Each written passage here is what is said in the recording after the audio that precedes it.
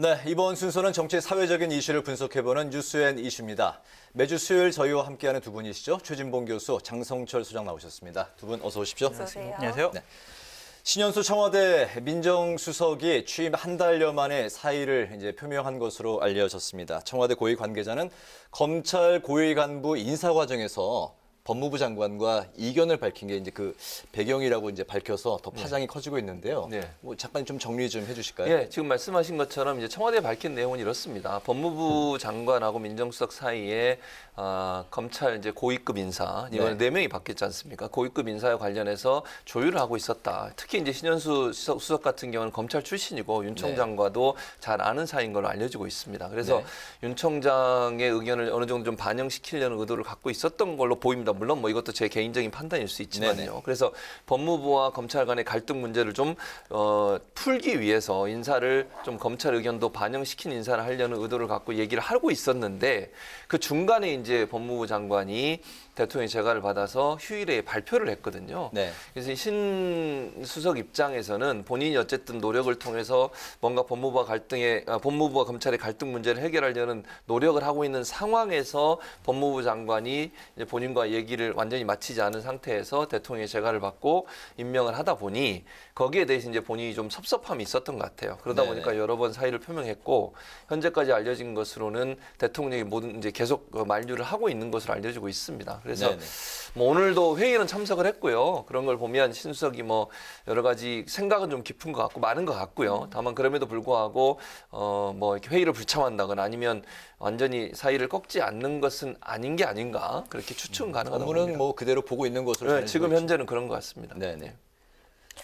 네, 이 신수석의 돌발 사이 배경을 놓고 설이 분분했습니다. 조국 라인이 이강철 청와대 민정비서관이 법무부 장관 편을 들고 신수석을 패싱했다는 시나리오가 나왔는데 일단 청와대 관계자 이 부분은 강력하게 부인을 했습니다.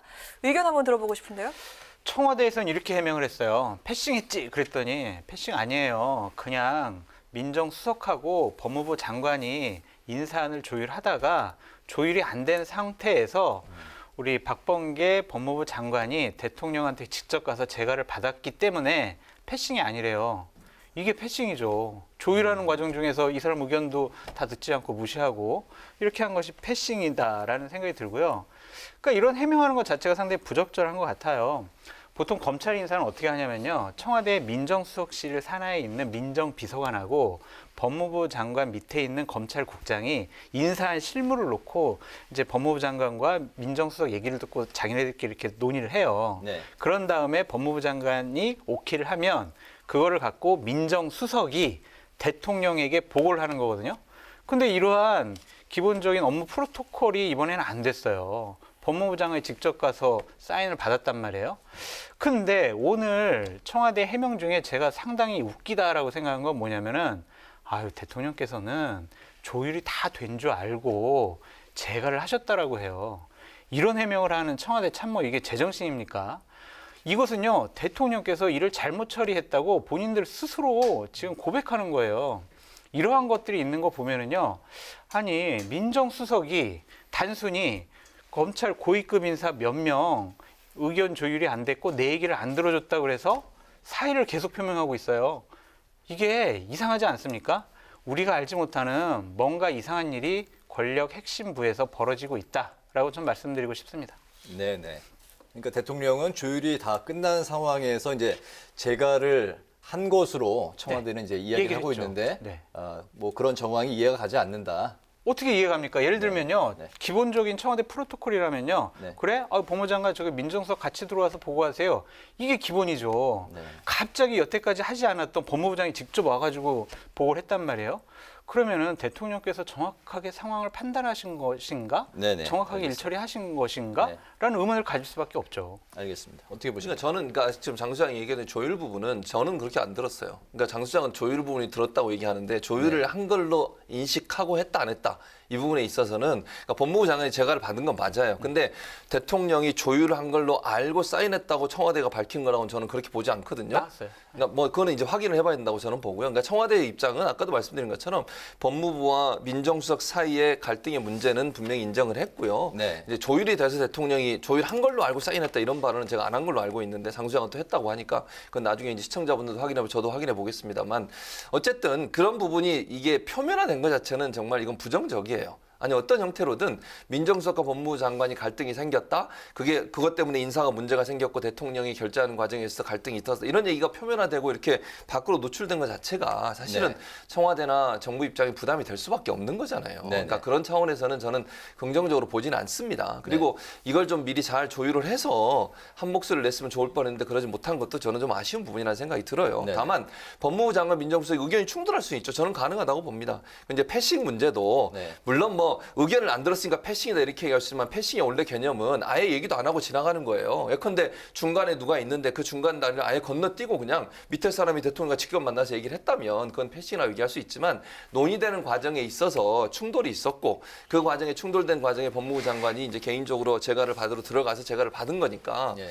그걸 뭐 패싱이라고 볼 수도 있지만 완전한 패싱이라고 보기는 어렵죠. 그러니까 무슨 네. 말씀을 드리고 싶은 거냐면 법무부 장관 민정수석이 논의하는 과정이 있었던 건 맞아요. 네. 다만 거기서 의견이 좀 충돌했던 것 같고 저는 끝까지 그래도 의견을 맞췄어야 한다고 봐요. 그런데 네. 그게 안 된 것은 아쉬운 부분이지만 뭐 충돌은 있을 수 있는 거 아니겠습니까? 어느 조직이든. 네, 그런 부분들이 잘 매끄럽게 해결 안 된 부분은 좀 이제 외부적으로 그게 밝혀진 부분, 이렇게 드러난 부분도 상당히 좀 부정적인 부분이라는 생각은 들어요. 네, 논의는 했었고 비록 민정수석의 이제 의견이 반영이 되지는 않았지만 패싱은 아니다. 그렇게 볼 수는 네, 없다는 알겠습니다. 이게 지금 문재인 대통령은 지금 이제 신현수 수석의 사의를 계속 만류하고 있는 상황이지만 또 신 수석은 그 뜻을 굽히지 않는 것으로 지금 이제 전해지고 있는데 아무래도 그 문재인 대통령 임기 말 국정 운영에 타격이 될까요? 어떻게 보십니까? 그렇죠. 여권 핵심부의 인사들끼리 지금 갈등이 벌어지고 있잖아요. 여태까지 악재는 외부 요인이었는데 이거는 지금 청와대 내부 요인이란 말이에요. 대통령의 인사의 명이 지금 듣질 않는 거예요. 핵심 참모들 사이에서. 그렇다면 이거는 야당이 지적하는 것처럼 레임덕의 징조 아니야? 라는 생각을 할 수가 있죠. 저는 그 부분에 동의하지는 않지만 이런 부분과 관련해서는 결국에는요. 세 가지 방안이 있는 것 같아요. 그러니까 신현수 민정수석이 계속 사의를 표명하다가 대통령이 그래 나랑 같이 그래도 일하자라고 해서 사의를 철회하는 방법이 있고 네. 지금 이강철 민정비서관이 민정수석을 패싱을 하고 또 보고했다라는 그런 보도도 나오고 있거든요. 이광철 비서관을 좀 사퇴시켜서 좀 상황을 정리하는 부분도 있는 것 같고 아니면 그냥 다 아무 일 없다는 듯이 그냥 해프닝으로 끝낼 수도 있다라는 생각이 드는데 이런 일이 벌어지는 건요. 뭔가 있는 거예요. 지금 청와대가 이례적으로 이러한 인사 분란과 관련해서 나와서 해명을 했거든요. 해명했다는 것 자체가 이 상황은 상당히 뭔가 심각하기 때문에 일찌감치 잠재워야 되겠다고 판단을 한 겁니다. 우리는 뭔지 알 수 없지만 지금 기본적으로 여권 핵심부에서 뭔가 일이 벌어지고 있다라고 보여져요. 네, 네. 뭐 저는 그렇게 생각하지 않고요. 그러니까 장 소장은 그렇게 이제 의혹을 제기할 수 있는데 저는 이렇게 청와대가 그럼 왜 적극적으로 이걸 반박을 했느냐, 해명을 했느냐. 저는 네. 이게 다른 문제로 점점 일파만파 퍼져가고 있어요. 뭐 이광철 비서관 얘기도 지금 나오고 있고 이광철 비서관도 전 수석 있을 때 사표를 낸 것으로 알려지고 있는데 그런 상황이고 되다 보니까 여러 가지가 연결돼 가지고 지금 보수 언론을 중심으로 해서 여러 가지 의혹들이 생기고 있잖아요. 이걸 명확하게 해결을 안 하게 되면 사의를 표명한 건 맞고 그러면 또 다른 의혹이 또 생길 수 있어요. 그런 차원에서 본다면 아예 솔직하게 모든 걸 다 얘기해서 더 이상 문제가 확산되는 걸 막으려는 의도가 있다고 저는 보거든요. 그래서 뭐 갈등을 그대로 표명한 것도 일반적이진 않죠. 일반적으로 청와대에서 이런 사의 표명이 있다 하더라도 이걸 다 시시콜콜 이렇게 밝히는 경우는 거의 없거든요. 그런 차원에서 본다고 하면 어찌 보면 또 다른 의혹으로 번져나가는 것을 미리 차단하기 위해서 이런 행동을 하지 않았나 이렇게 분석이 됩니다.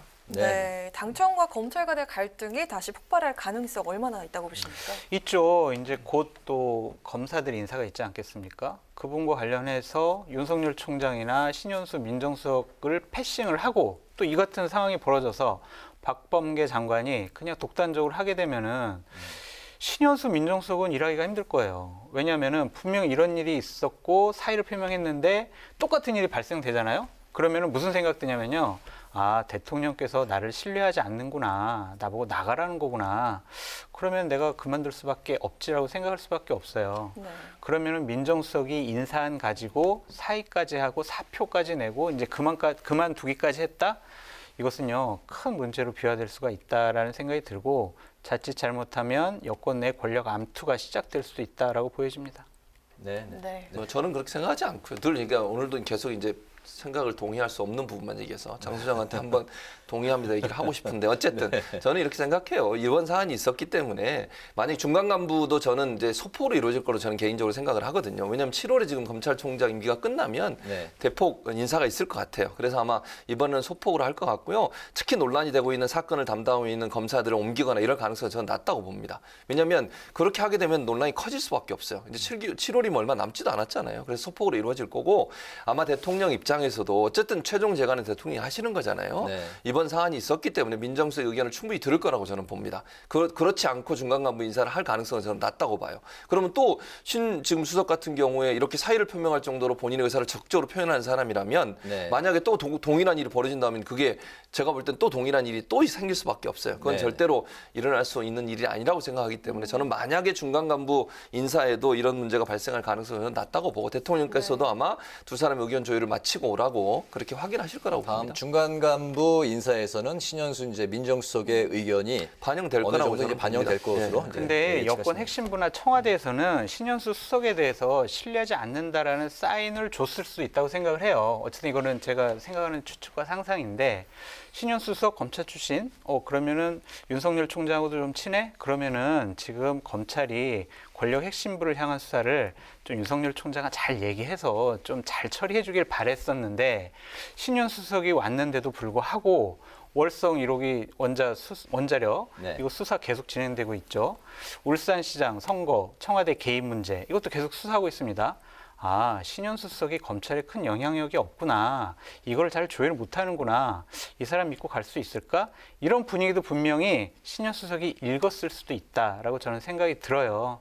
앞으로 검찰 수사 때문에 신현수 수석의 거치가 상당히 좌지우지 될 것 같다라는 생각도 듭니다. 문재인 대통령이 직접 전화를 걸어서 영입을 했지만 네. 최근에 1년에 벌어지고 있는 그런 사안에 대해서 원하는 대로 신현수 일을 처리를 민정수석에 해주지 대한 못했다. 실망으로 네. 신뢰를 잃어서 이번 일까지 이렇게 이런 일이 벌어졌다. 왔다. 네.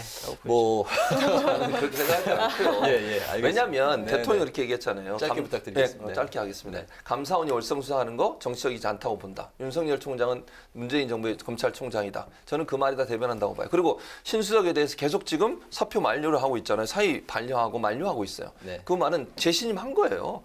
그러면 대통령이 재신임을 했으면 밑에서 뭐 그런 생각을 하고 있는 사람이 있다 할지라도 그렇게 할 수 없다고 저는 봐요. 알겠습니다. 그런 관점에서 본다고 하면 신수석이 뭐 저는 사의를 표명했더라도 거둘 거라고 기대하고 있고요. 대통령이 신임을 했기 때문에 다른 수석이나 다른 사람들이 그 문제 가지고 문제를 삼을 가능성은 낮다고 봅니다. 알겠습니다. 네. 오늘 두 분이 상당히 부딪히는데요. 네. 더 하고 싶은데 시간이 없다고 그러셔가지고 제가. 네. 부딪히시죠.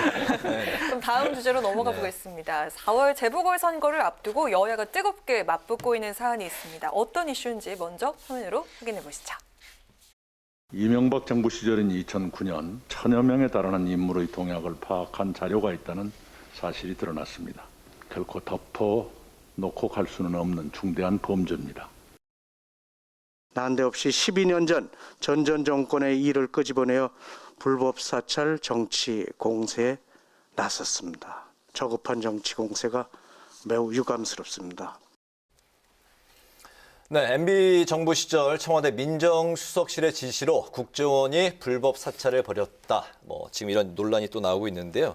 최 교수님이 이제 국정원이 밝힌 내용을 좀 정리해 주실까요? 그러니까 국정원장이 어제 이제 국회 정보위원회에 나와서 얘기했던 얘기죠. 지금 뭐 이낙연 대표가 얘기했습니다만 1,000여 명 정도. 근데 네. 제가 볼 땐 1,000여 명이 넘을 수도 있는 상황이에요. 그리고 여야를 떠나서 299명 정치인 모두, 국회의원 모두에 대한 사찰이 있었다 얘기를 했습니다. 그러니까 결국 이명박 정부 때는 이게 여야를 가리지 않고 정치인 모두에 대해, 국회의원 모두에 대해 사찰이 이루어졌다는 것은 공식화했고요. 그리고 이제 공식적인 내용 자체는 본인은 보지 않았다고 그랬어요. 국정원장의 말입니다, 이거는. 대신 그 내용이 있는 걸 확인을 했다. 그리고 법적 절차에 따라서 이걸 공개할 수도 있다고 얘기를 했습니다. 두 가지 방법이 있는데 첫째는 사찰을 당했다고 생각하는 사람이 직접 정보 공개 청구를 해서 받는 방법이 있고요. 아니면 국회 정보위원회 위원들 3분의 2가 동의를 하면 공개를 할 수 있게 돼 있습니다. 그 방법을 통해서 공개를 하겠다고 얘기했고 또 하나 요청한 게 뭐냐면 특별법을 만들어 달라고 그랬어요. 네. 국회가 좀 나서서 특별법 만들어주면 이거 공개하고 그다음 폐기하겠다. 왜냐하면 이제 폐기도 못하고 갖고 있는 상황이거든요. 그래서 이 부분까지가 지금 설명이 된 거니까 네. 최소 1,000명에서 그 이상의 사람들에 대해서 불법 사찰이 이루어졌고 그 사찰된 내용 국정원에 보관돼 있는 거 맞고 네. 국회가 이걸 어떤 방식으로 법적으로 제대로 만들어주면 국정원은 공개할 용의가 있다. 까지가 어제 발표된 내용입니다. 그렇군요. 네, 하지만 구체적인 사찰 내용이나 뭐 다른 정권의 불법 사찰 여부 등을 명확하게 공개하지 않았습니다. 이에 여당은요, 자료 공개를 위한 특별법을 제정해라 이렇게 주장을 하고 있고 야당 측은요, 김대중 노무현 정부 임기를 포함해서 전수조사 카드를 꺼내든 상황인데 이 부분은 어떻게 보시는지 여쭙겠습니다. 특별법을 제정하든 아니면 전수조사를 하든 이 사실이 명명백백하게 밝혀졌으면 좋겠어요. 불법 사찰했으면 잘못된 거잖아요. 당연히 그 불법 사찰한 사람들, 지시한 사람, 직접 한 사람 다 벌 받아야죠. 이거를 감추려고 해서는 안 된다라는 네. 생각이 듭니다. 하지만 왜 이 시점에 이런 것을 문제 제기를 했느냐. 선거 공작, 정치 공작이 아니냐라는 비판으로부터 자유로울 수 없다라고 말씀드려요. 왜냐하면 어제 국정원장이 국회에 나와서 이런 말씀하셨어요. 나는 목록을 확인하고 있지 않다. 내용도 못 봤다. 보안 문제이기 때문에 그렇다. 그런데 불법 사찰이다. 그리고 이낙연 대표는 이런 식으로 얘기를 해요. 1,000명 정도가 이런 불법 사찰을 당했다. 여러 가지 자금 흐름까지도 있었다. 이낙연 대표는 이 사실을 어떻게 합니까? 이걸 보지 않았다고 국정원장조차도 보지 않았다고 했는데 이낙연 대표는 이 내용을 어떻게 하냐고요. 이거는 4월 선거에 영향을 끼치려는 정치 공작이다. 선거 공작이다라는 비판으로부터 자유로울 수가 없어요. 자기네들이 왜 이 시점에 꺼내냐고요. 2017년도에 국정원 적폐 개혁 특위에서 네. 이 사실 다 확인했어요. 그래놓고 왜 이제 와서 하냐고요. 이것은요. 특별한 정치적인 목적이 있는 네. 그런 공작이다라고 말씀드려요. 네, 네. 네, 어떻게 보십니까? 저는 그렇게 보지 않고요. 네. 적폐청산에 그 아까 얘기했던 장수영이 얘기했던 적폐청산 거기 TF에서도 이미 어느 정도 불법 사찰의 문제가 발견이 됐고 그건 분명한 거잖아요, 사실적으로. 그리고 어제 이제 그 모 언론의 보도에 따르면 이미 전에도 환경부에서 국정원에 문의를 한 적이 있어요. 환경부 4대강 관련해서 불법 사찰이 있었냐 없었냐. 거기서 들어온 보고서, 그러니까 정보를 넘겨준 거죠, 환경부에. 국정원에 넘겨준 환경부에 넘겨준 보고서에 보면 불법 사찰 내용이 또 포함된 내용도 거기 포함돼 있어요. 그러면 어느 정도 불법 사찰에 대한 실체는 확인이 된 겁니다. 뭐 국정원장도 얘기를 했고요. 물론 시기적으로 야당은 그렇게 이제 민감하게 반응할 수는 있어요. 선거 시기에 왜 그럼 이 문제를 거론하냐 문제가 얘기될 수는 있지만 저는 선거를 떠나서 지금 또 아까도 말씀드렸잖아요. 여기에 사찰의 대상에 있는 게 여야 의원이 다 포함돼 있어요. 네. 뭐 장수장도 혹시 있을지도 몰라요. 저도 있을지도 모르고 그건 모르는 일이잖아요. 언론계도 있다고 하니까. 그러니까요. 네. 그러니까 이게 여야의 문제가 아니에요. 저는 이게 인간의 기본권을 침해하고 불법적으로 사찰하는 행동을 한 것에 대한 단죄를 내려야 된다고 보기 때문에 네. 물론 시기적으로 지금이 선거철이니까 이걸 의도가 있지 않나라고 볼 수는 있지만 그렇다 하더라도 이걸 미루면 안 된다고 저는 봅니다. 어떤 네. 형태로든 다 이걸 밝혀내서 잘못된 행동에 대한 국민적 심판을 받아야 된다고 보고요. 그리고 이거 지금 계속 미루면요. 나중에 선거 끝나고 나면 또 대선 때 못 해요. 그럼 이번 선거 끝나고 나면 다음 때도 할 수 있겠습니까? 그래서 저는 이번 기회에 이걸 좀 털고 갔으면 좋겠다는 개인적인 생각이 들고 특별법 만들어서 공개한 다음에 이거 다 없애야 돼요. 이거 지금 계속 국정원에서 보관하고 있는 거잖아요. 네. 그리고 일부에서는 지금 그 박근혜 정부 때도 이루어진 것처럼 알려지고 있는데 이런 정부마다 했던 이런 잘못된 행동에 대해서 모든 것을 다 공개하고 그리고 나서 폐기하는 쪽으로 가는 것이 맞다. 저는 그렇게 봅니다. 시간이 네. 좀 있나요? 제가 좀 말씀드리고 네, 싶은데 네. 국정원은 정치 개입 안 한다고 수차례 얘기를 했고 박지원 국정원장은요. 정치 뚝 이렇게 얘기를 했었어요. 근데 가장 정치적으로 개입하는 사람이 지금 박지원 국정원장입니다. 어제 나와서도 상당히 정치적인 발언을 했어요. 예를 들면 박형준 부산시장 국민의힘 후보와 관련해서 아니 여당에서 이거 관여돼 있습니까? 당시에 정무수석 했으니까 보고 받았을 거 아닌가요? 했더니 아직 확인이 안 됐습니다라고 얘기를 해요. 확인이 안 됐다라는 거는요. 나중에 확인되면은 우리가 이것을 알려드리겠습니다 이런 거잖아요. 지금까지 확인이 안 됐는데 이것은 계속 정치적 공격을 받게 만드는 하나의 빌미를 주는 거라고 생각이 들고요. 또 하나는 박근혜 정부 때도 불법 사찰을 한 개연성이 있습니다 그랬어요. 네. 개연성이 뭐냐면요. 아마 그럴 것이다라는 뜻이거든요. 했으면 했고 안 했으면 안 했지 그럴 것이다라는 게 뭡니까? 이것은요 이명박 박근혜 정부 불법 사찰한 나쁜 사람들 그 프레임에 가둬서 결국에는 4월 재보궐선거 때 영향을 끼치려고자 하는 나쁜 정치적인 공작입니다. 현재 뭐 그 부산 시장 그 예비 후보 박형준 후보 같은 경우는 이제 뭐 완전 그 부인을 하고 있는 상황인데 이런 경우에는 그러면 어떻게 그 실체를 밝히기 위해서는 어떻게 해야 됩니까? 저는 이게 박형준 지금 후보는 부인하고 계시는데요. 부인할 수가 없어요. 제가 어제 뭐 뉴스를 얘기했잖아요. 제가 뭐 방송을 얘기를 할 수가 없는데 공주파 방송에서 공개를 했어요.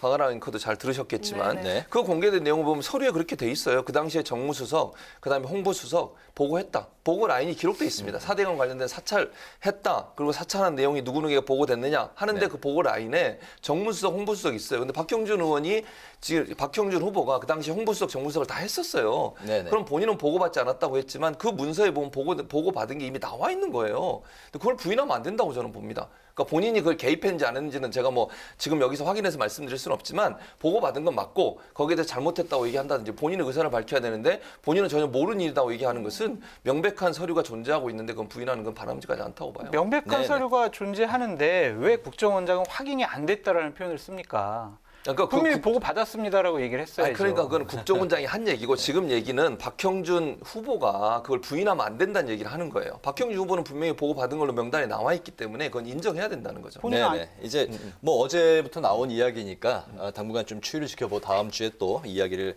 이어서 하면 좋을 것 같습니다. 지금까지 뉴스앤 이슈 신현수 청와대 민정수석의 사의 표명 논란 그리고 이명박 정부 시절 국정원 불법 사찰 논란에 대해서 최진봉 성공회대 교수, 장성철 공감과 논쟁 정책센터 소장과 함께했습니다. 오늘 말씀 감사합니다. 네, 고맙습니다. 네, 이번 추위는 내일까지 이어지겠습니다. 내일 아침 기온 서울의 영하 9도 등으로 추위가 이어지겠고요. 낮에도 영하권의 추위가 이어지는 곳이 있겠습니다. 모레부터는 기온이 서서히 오르면서 다시 포근해질 것으로 예상됩니다. 네, 오늘 뉴스에는 여기까지입니다. 국민의 국회를 위해서 내일도 뉴스엔이 함께하겠습니다. 시청해주신 여러분 고맙습니다.